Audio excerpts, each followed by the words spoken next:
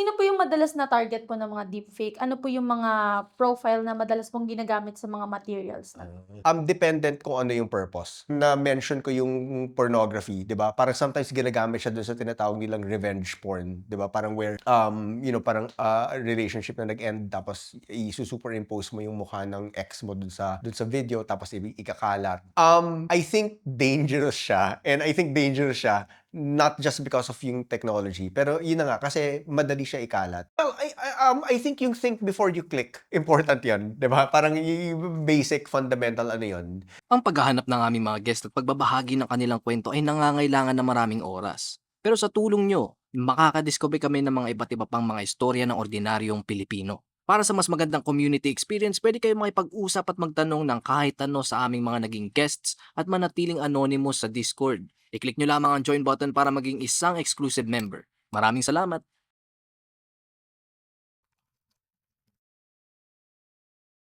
Hi, good morning. Ako po si Andrew, nagtuturo ng Film and Media Studies sa Department of Communication ng Ateneo de Manila University. Ayan po, Sir Andrew. So, for today's interview po, ang pag-uusapan po natin is all about deepfake po. Ayan, para po sa mga viewers po natin na baka first time po nila marinig yung terminology na deepfake, pwede po natin maipaliwanag kung ano po yung ibig sabihin po ng deepfake. Yung word na deepfake, galing siya sa deep learning, meaning sa AI, tsaka sa fake. So ito yung paggamit ng AI technologies para mag-create ng fake information or ng fake content. Usually, visual yung information, pero sometimes nag-extend na rin siya to all sorts of parang digital content na nakikita natin online. Sir, sa simpleng ano po, terms po, parang paano po ginagawa ang isang material po na pwede po kasi nating, dahil po sa emergence po ngayon kasi ng artificial intelligence or AI po, paano po nagagawa yung isang video or audio po na halos imposible po siyang ma-distinguish as fake? Paano po ginagamit po yung AI sa paggawa po ng mga deepfake? Okay. Sige, speaking as parang film and media studies teacher rather than computer science, yung deep learning technology kasi na ginagamit sa AI, kaya siya deep learning kasi parang gumagamit siya ng layers of content, layers of digital data na nakapatong. So, palalim siya ng palalim, kaya siya deep. And I think, no, dun sa perspective natin bilang, parang consumers ng media, consumers ng content, parang sobrang pinag-effort ng technology na itago yung traces, na ismoothen yung process so that yung nakikita natin, mukha siyang seamless, mukha siyang perfect, mukha siyang professional, mukha siyang ayos, parang gano'n. Ibig sabihin, sir, parang ano, sobrang hirap ng ma-detect Mm. kung Oo, fake ba yung isang oo. material or Basically, ano. layer by layer kasi siya So, this kino-construct. is different po ba, sir, sa mga parang yung simple na video editing or CGI po na alam natin? Yes, I think related technology siya kasi lahat naman 'to digital, so lahat, parang manipulation ng bits and bytes, gano'n, gano'n. Pero I think yung process kasi niya is that parang, ongoing siya na paulit-ulit until ma-refine yung lumalabas na content. Sir Andrew, since nasa usapan na po tayo na related technology po ang deepfake or yung paggamit ng AI para po gumawa ng mga deepfake na materials, whether audio or video, dati po kasi parang exclusive lang siya sa mga fields katulad po ng film or studio. Pero ngayon po parang kahit ordinaryong tao, pwede na po talaga silang gumawa ng deepfake. Ano po sa tingin niyo yung factor po na nag-cause po nito? I think kasi nag-spread yung technology. Parang sa tingin ko, pumasok kasi yung pera at nakita ng mga tao na, uy, lucrative pala yung AI. So parang lahat sila pinu-push nila yung capabilities ng AI. Marami namang nagagawa yung AI, pero the particular parang kind of technology na ginagamit, parang panggawa ng deepfake content, parang specialized na specialized na function yun. Pero lumalabas na din siya kasi, parang uso, lahat ng tao puro AI ganito, AI ganyan. Dito pumapasok yung economics din ng technology, distribution, gano'n. Sir Andrew, ano po yung mga parang puwede niyo pong maibigay na mga examples po ng mga kind of deepfake material po na very prominent po ngayon sa sabihin na po nating social media po? Well, a lot of it yung mga jokes, 'no? Parang nag-umpisa siya sa mga jokes kasi, 'no? Actually, nag-umpisa siya sa pornography. Pero I think yung pinaka-common na nasa-spread sa mainstream social media, yung mga jokes, yung mga memes, parang gano'n. Like yung ako, yung parang yung favorite example ko, yung si Pope naka-Balenciaga na puffer jacket na puti. That's an example of a photograph na deepfake. Kasi hindi naman magba Balenciaga si Pope, di ba? Pero I think no, parang more relevant sa Pilipinas. Nung around the time na nag-uumpisa yung usapan tungkol sa impeachment ni VP Sara, for instance, parang may mga lumalabas na footage online, yung mga estudyante na ini-interview, tapos parang sinasabi nila na hindi sila convinced na walang political motive behind yung impeachment, ganyan. That's an example of deepfake. Nakakita na rin ako ng deepfake footage ng mga parang disaster areas. For example, yung parang yung special effects ng flooding, ganyan, and stuff like that. A couple of years ago, nakalimutan ko na exactly kailan, may lumabas naman kay President Marcos, kay President Bongbong na may video na he was doing drugs, yung tinatawag nilang Polvoron video. Yun yung isang example nun. Ibig sabihin po pala parang maraming areas or maraming aspects ng ating society po yung Oo. pwede talagang ma-encompass ng Oo. paggamit ng deepfake. Based po sa mga cases po na usually niyo po nakikita, sino po yung madalas na target po ng mga deepfake? Ano po yung mga profile na madalas pong ginagamit sa mga materials? Mahirap siya sabihin kasi yun na nga, sabi mo, iba-ibang function yung deepfake. Actually, yung isang example ng paggamit ng deepfake na mainstream at entertainment purposes yung sa Star Wars Rogue One, where parang kinuha nila yung young image ni Princess Leia, ni Carrie Fisher, no, yung actress na nag-play kay Princess Leia. So nag-appear siya doon as Princess Leia look, no, parang in 1970s supposed to be. Parang ganyan. Sino yung tina-target? Dependent kung ano yung purpose, 'di ba? So parang na-mention ko yung pornography, 'di ba? Parang sometimes ginagamit siya doon sa tinatawag nilang revenge porn, 'di ba? Parang where parang a relationship na nag-end tapos i-superimpose mo yung mukha ng ex mo dun sa video tapos ikakalat. Sometimes celebrities pumapasok doon. Kung pinapag-usapan natin yung misinformation, sa tingin ko, yung target niyan is general public. No? General public meaning lahat ng tao na gumagamit ng social media, pag nag-spread yung content na yon, pag nakita mo, and usually very eye-catching siya, very sensational yung pinapakitang video, parang ma-entice ka, ma-encourage ka na i-spread yon, 'di ba? So parang tayo mismo nagiging vector ng pagkalat ng content na ganito. Since nasa usapan na po tayo ng misinformation dahil nabanggit niyo na po, sir, paano po nagagamit po yung deepfake para magpakalat po ng fake news and misinformation? May mga certain examples po ba kayo na pwede pong maibigay sa amin? Yung examples na na-mention ko kanina, like yung interview daw kuno ng mga estudyante, 'di ba, parang about their opinions dun sa impeachment ni VP Sara, 'di ba? Or ano, sa US si President Trump mahilig gumawa ng ganito. Pero what do you call this? Yung paggamit niya sa misinformation, kaya siya kumakalat, I think, is number one, magaling yung technology. Pero number two, nasa culture na rin kasi natin na lagi tayong online, na pag may nakita tayo, ipapass on natin, ipa-forward natin, i-repost natin, i-retweet natin, etc. So, I think important pag-usapan yung pag-construct ng deepfake content. Pero importante rin pag-usapan, and I think mas relevant sa general public, yung ano natin, yung involvement natin sa pagkalat ng mga ganitong klaseng content. So, by nature po, parang hindi naman talaga necessarily dangerous ang paggamit ng deepfake. Tama po ba? I think dangerous siya, and I think dangerous siya not just because of yung technology, pero yun na nga, kasi madali siya ikalat. 'Di ba? Parang sanay tayo sa instant 'di ba? Parang so instant communication, instant reaction pag may nakita tayong ganun, tapos dun natin siya kinakalat. Marami siyang danger na I think parang andon na present because yung system natin, yung current contemporary culture natin, at hindi lang to culture ng kabataan or whatever, no? Pero yung contemporary culture natin lahat, no, across generations, is that parang primed tayo to be vulnerable na ma-expose sa content na ganito at ma-entice na i-spread to sa mga networks natin. Siguro po, sir, mas ano din kasi siya parang kumbaga sa psychology din niya behind. Siyempre, mas madali yung tao na mag-consume na lang sila ng visual kaysa yung magbabasa pa sila ng very lengthy na mga post or articles po online, no? For example lang po, yun na, kumalat na po yung isang material na alam naman po natin na isang uri ito ng deepfake, paano po siya ka-dangerous in a sense na nashi-shape po yung opinion ng mga tao tungkol po sa mga national issues or even international issues po? Yung danger dyan is that parang usually wala siyang basis sa reality.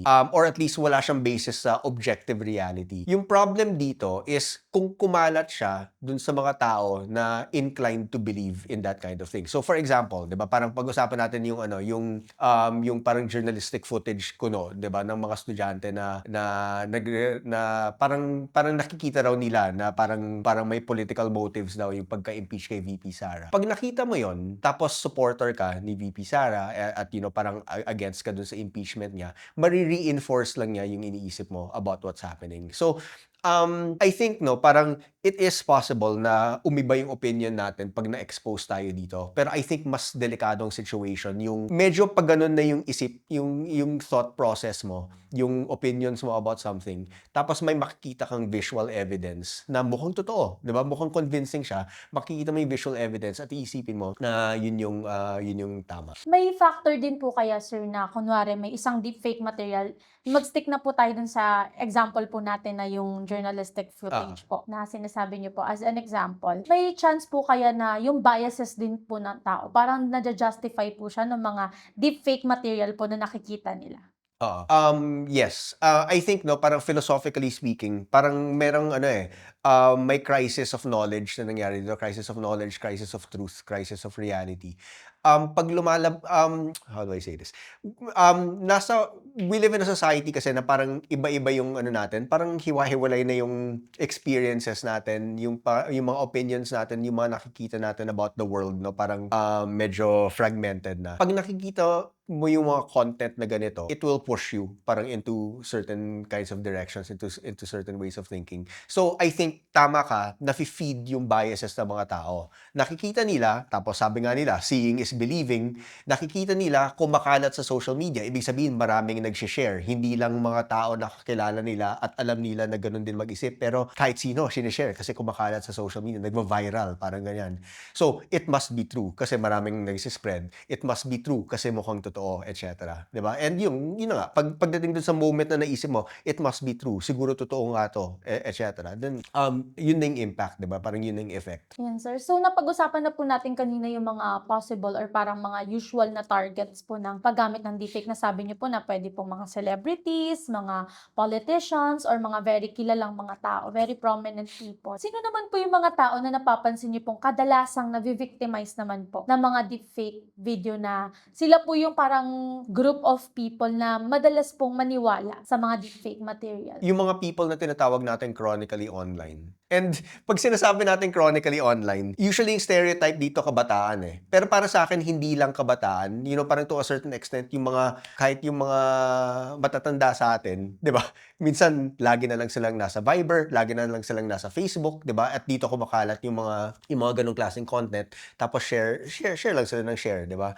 So, I think, I don't think generational siya. I don't think it's a matter of parang lack of education or whatever. I think it's a matter of yung habits natin sa paggamit ng social media, kung saan kumakalat yung mga ganitong klaseng content. So, kahit anong age po pala or Mm. anong generation, Mm. pwede talaga siya. Mm. Do you think po sir, parang dahil din po sa emergence ng AI at pagkalat po ng mga deepfake material, paano po nababago yung pag-consume po natin ng media? Complex question. Pero, I think nahihirapan tayong mag-distinguish ng fact and from fiction, 'di ba? Na parang so reality, parang may breakdown of reality at hindi siya parang hindi to, parang we're not talking like parang fantasy movie breakdown of reality. We're talking about yung view natin ng reality, yung perspectives natin ng reality. Nagbe-breakdown yung consensus, 'di ba? Nagbe-breakdown yung ating paniniwala sa objective truth. Naniniwala na lang tayo kung anong gusto nating paniwalaan or kung ano yung kinds of content na na-expose tayo, etc. Ang result kasi nito, breakdown of community. And if we're talking breakdown of community, breakdown of democracy basically. 'Di ba? Kasi wala kang basis dun sa shared experience ng tao, wala kang experience dun sa actual reality. Parang lahat tayo nasa level of parang fantasy na lang, 'di ba? Since nasa media consumption na po tayo, no, parang isa din po sa mga issue, since nabanggit niyo po kanina sir na yung to see is to believe po, parang minsan po sa social media, parang may mga nakikita po ako mga post na parang may isang footage, CCTV footage po. Tapos parang ano siya, it involves a certain crime. Tapos parang yung mga tao po sa comment section, parang sinasabi nila na, this is AI, is this AI, is this ano, ganito, ganyan, totoo ba to or fake ba to, ganyan. So parang in a sense po, sa tingin niyo po, yung paggamit po din ba ng mga deepfake video, pag napatunayan po na totoo yung material na yun, yung CCTV footage na yun, napatunayan siyang totoo at naganap talaga yung krimen na yun, parang nababago din po ba yung opinion ng mga tao na sinasabi nila na kino-question nila yung totoong material? Iniisip nila na lahat na is AI or parang sobrang grabe na yung ano nila na ma-distinguish yung kung fake ba yun or real. Yeah, tama. Kasi pag nakikita nila, tapos yung belief nila, yung parang inclination nila, yung opinion nila is that hindi naman siguro mangyayari yan or hindi naman siguro yung tao na to gagawa ng ganyang krimen or whatever. Iisipin nila, baka hindi to totoo. 'Di ba? Baka AI lang to. So ito yung crisis of knowledge, no? I mean, yung seeing is believing na na-mention natin kanina, on the one hand, totoo pa rin siya. Kasi pag nakikita mo, di ba, mas mapapaniwala ka. Pero at the same time also, meron ding, I guess, seeing is disbelieving, na minsan wala ka ng trust sa nakikita mo online, di ba? Yung nakakatawa doon, actually, nakakatawa na nakakainis, na nakakaiyak, at nakakawalan ng pag-asa. Yung parang suspicious tayo sa mga nakikita nating online. Alam natin na parang we can't always believe what we see online. Pero mahirap umalis sa online kasi dyan nagsa-circulate yung information natin. Kumbaga parang dyan na yung culture natin eh. So, one of my, sa classes ko, parang when we talk about kunyari visual communication sa film studies, etc. I always tell them na parang, nanonood tayo ng movies for entertainment. Pero when we talk visual, may important social functions din siya. Like yung word na evidence, it comes from the same Latin word as visual, no? Parang to see.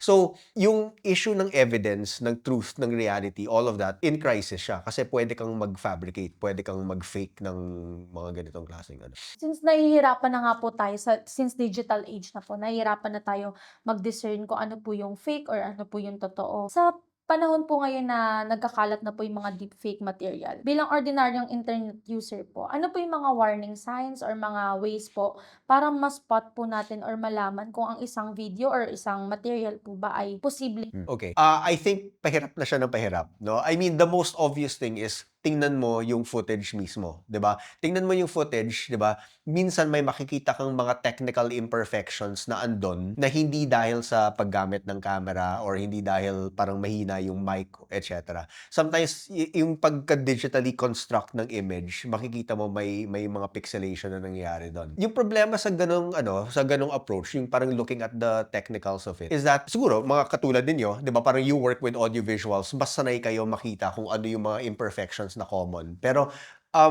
ordinary people, we don't always have yung that capacity. Second problem with yung looking at yung kumbaga yung text mismo, no, looking at yung content mismo, is that nag-improve yung technology. 'Di ba? Parang as the months go on, no, pa-improve yung technology, gumaganda yung quality ng product, 'di ba? And it becomes harder and harder to discern. So I think importante rin tingnan hindi lang yung content mismo, pero saan nanggaling yung content, sino yung nag-share. At sa ganitong situation, mahirap din siya. Kasi kung nakita mo siya online at sinabi mong lahat naman nag-share nito, kahit sino sinishare ito, mas mapapaniwalaan mo na totoo. Pero kunyari makita mo, sinishare siya ng mga pro-VP Sara, mga pro-Duterte, or mga anti-Marcos, or pro-Marcos, or whatever. Pag nakikita mo yung mga political sides, for example, then mas mako-contextualize mo. Iisipin mo, baka hindi totoo yan, baka ginagamit lang nila yan, baka fake lang nila at sinespread, etc. An example na hindi political, if kung titingnan mo in terms of mga fandom, for example, 'di ba? Mag-share sila ng video about o yung parang yung rival ng yung rival group, no, parang or rival parang artista ng favorite nila, 'di ba? Sumisigaw in public, no, nakikipag-away sa waiter or whatever.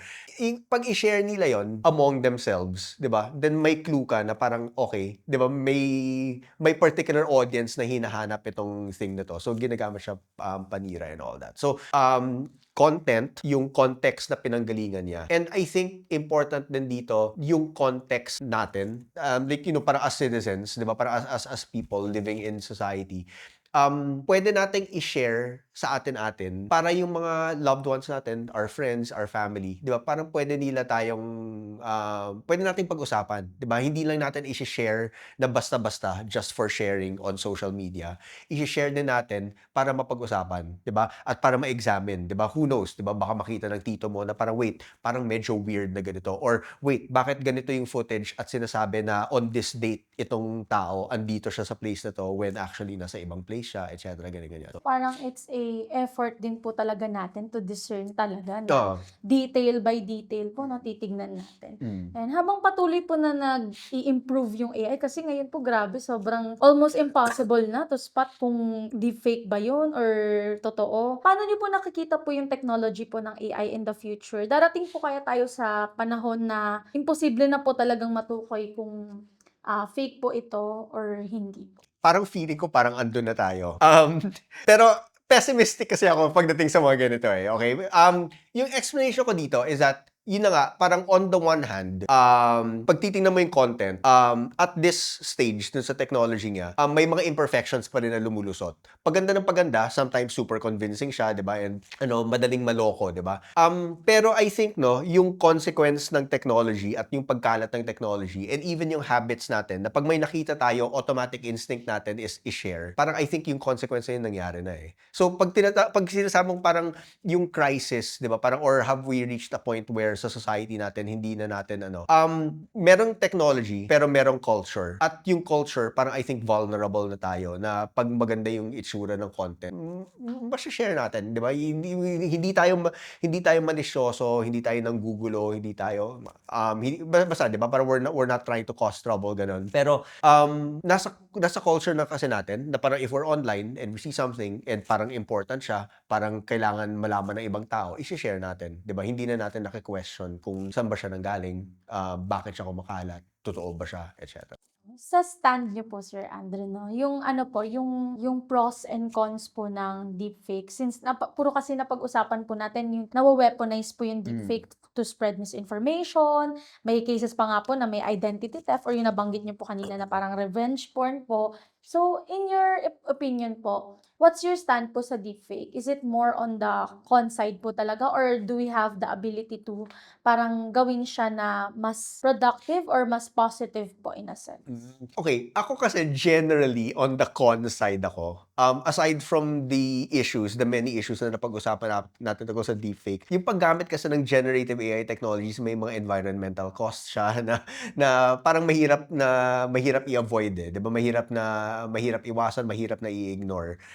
I also feel na parang yung mga AI technologies, yung mga AI companies, no, I should say, na nagpo-promote ng technologies nito, nagpapayaman kasi, 'di ba? Parang ang daming pera pumapasok eh, 'di ba? And I'm always parang very suspicious, no, parang of that kind of thing. In terms of yung positives ng technology mismo, I think pwede natin siyang tingnan bilang evolution ng digital technology. So parang special effects, for example, nung as we move on from practical special effects na parang analog, 'di ba, into digital effects, 'di ba?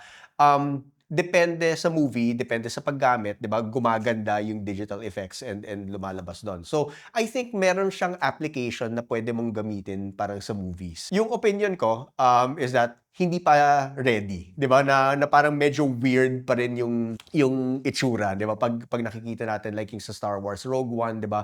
Or anytime na gumagamit sila ng digital technology para magpabata ng actor or magpatanda ng actor using this kind of thing.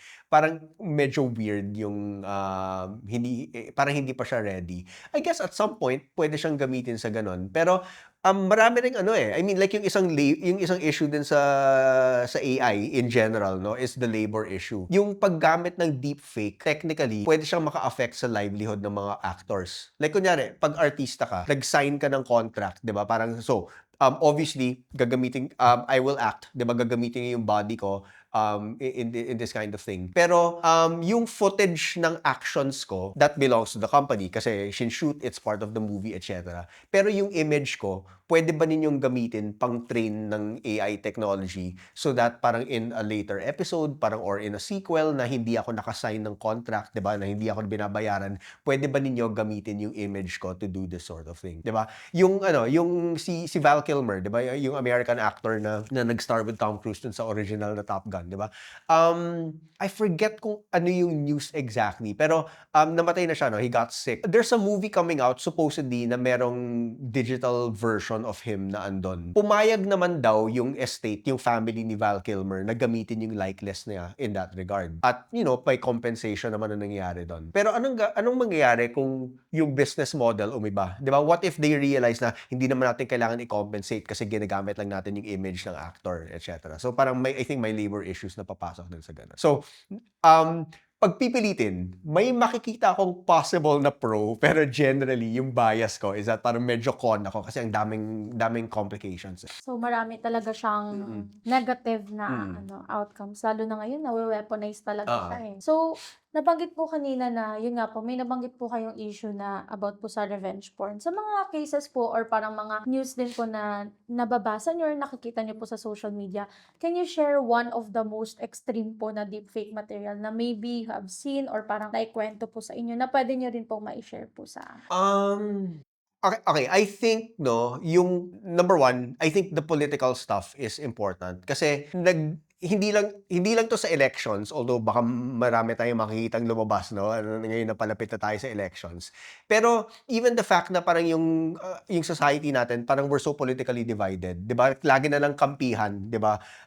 I think yun yung parang isang serious effect nun. In terms of like kunyari parang like one single example na parang super laki yung consequence. Wala akong maisip. But that's actually a bad thing kasi it means sobrang common kasi, sobrang normalized kasi yung paggamit nito eh. So, mahirap mag-pinpoint ng any one single instance na lumabas yung ganito. I think I would say though, parang yung fake footage ni President Bongbong na he was snorting cocaine. I mean, regardless of, parang your political views, regardless of whether or not you voted for him, presidente natin yun, di ba? Pero kumalat yung ganong footage, di ba? And, parang nangyari lang, di ba? I don't know kung meron silang na-prosecute doon. Wala yata eh. But, parang pwede, di ba? Kasi parang cybercrime yun. considered po talaga as cybercrime po, no? I think so, oh. Pero do we have any regulation po ba na kapag po ang isang tao is napatunayan po na gumawa po siya ng isang AI-generated or deepfake po na material na parang ang purpose po nun is to spread misinformation po or parang madungisan po yung reputation ng isang tao katulad po example niyo po. Ano po yung regulation po ng law natin when it comes to this? Hindi ako super familiar kung meron tayong specific na nag-a-apply sa paggamit ng digital. Pero I think yung laws natin on defamation and mga slander and I think yun yung in place. So kunyari may kumalat na balita o may kumalat na content, 'di ba? Tapos parang nasiraan yung pangalan mo. I think parang yung laws natin on slander or libel, sorry to the lawyers, hindi ko alam yung difference. Nakalimutan ko na yung difference. Pero I think yung mga laws natin about that will come into play. So I think pag ganun, pag may kumalat, yung parang yung ipipinpoint nila na issue is kung paano nasiraan yung tao rather than yung paggamit ng technology mismo. So parang hindi talaga regulated yung usage ng AI-generated na mga videos. Rather, yung talagang effect niya dun sa tao na pwede kasing maging material of defamation, yun nga, yung reputation din po ng tao. So parang feeling ko din po, yung sinabi niyo po kanina na nanonormalize na po siya. So parang wala na rin sa mind ng mga taong gumagawa ng AI-generated videos or deepfake yung repercussions or yung or parang effect dun sa ating batas. Kasi nga po, na siya, very, very normalized na po siya. Tapos parang, yung iba din po kasi, parang Ang nasasabi naman po minsan kapag sinasabi na, ayan, ganyan-ganyan. Minsan sinasabi po nila na humor lang or parang for entertainment purposes lang po siya. So parang until now po, no, parang wala pa po talagang direct na parang line kung paano po yung magiging legal actions po pagdating po dun sa mga taong gumagawa po ng AI-generated videos or deepfake po. So, sa ganito pong issue, sa tingin niyo po, sino po yung parang mas may higher level of responsibility? Yung gumawa po ba ng deepfake or yung unang nag-upload po ba? O tayo po na nag-consume at nag-share po nito sa mga social media platforms? Or do you think all of these people shares the same responsibility po? Not the same responsibility pero lahat tayo implicated sa ganito. Okay, hindi ko kasi expertise yung law, pero pag-iisipin natin, okay, kung gagawa sila, and ano I'm not sure, baka meron na, I mean, because nga prevalent na yung digital content, baka may mga ginagawa ng batas, di ba, that directly addresses this. Pero kunyari, kung magkakabatas tayo na bago that will deal with yung paggamit ng digital content to produce misinformation, I think kailangan tutukan yung gumawa at yung kumalat. Like yung nag-upload, for example. I don't think kailangan habulin lahat ng tao na kumalat kasi magulo yun, di ba? I mean, minsan may kumakalat dahil may mali siya, di ba? So, they wanna cause damage talaga, social damage. There are others na kinalat kasi they don't know any better. Akala nila totoo, 'di ba? Kinakalat ng mga kakilala ko, so siguro totoo, tutulungan ko na rin sila, etc. So I think ultimate responsibility yung nag-produce ng content at yung nag-upload ng content. So yung problem kasi, and I think no, parang this is the reason why nga parang napaka-pessimistic ko nung tinanong mo ako na kung aabot tayo sa point where na-damage na tayo ng ganito. I said na umabot na tayo doon, 'di ba? I think because merong problem with the production of this kind of content, pero meron ding problem with the distribution. So I think yun yung both na kailangan i-target. But at the same time po, meron din po talaga tayong responsibility as consumers din po na mag-discern. Parang yun yung pinaka-best po na Yeah. pwede nating magawa. Ayun po, sa panahon po ngayon, ano po yung parang masasabi niyo pong pinakamahalagang digital habit na pwede pong ma-adapt ng mga Pilipino para po hindi po sila basta-basta maniwala o mag-share po ng anumang video na pwede po nating masabi na deepfake or hindi pa po talaga siya verified? Well, I think yung think before you click, important yun, di ba? Parang yung basic, fundamental ano yun. Pero I also think na parang if you have clicked something and if you shared it, it's important na pag-usapan. Sometimes kasi automatic yung pag-click, yung pag-retweet natin, pag-repost natin, pag-share natin, automatically natin siya ginagawa, habit na natin siya. Pero also, because habit siya, hindi natin siya pinapag-isipan, hindi natin siya pinapag-usapan. Makikita natin, maiinis tayo, i-share natin para ibang tao mainis din, etc. Ganyan-ganyan. Pero di natin siya pinapag-usapan or di natin siya diba, di natin siya dinidiscuss. Ang nangyayari dito, kumakalat siya socially, pero we're not acting like social beings, di ba? Parang who talk about it in that regard.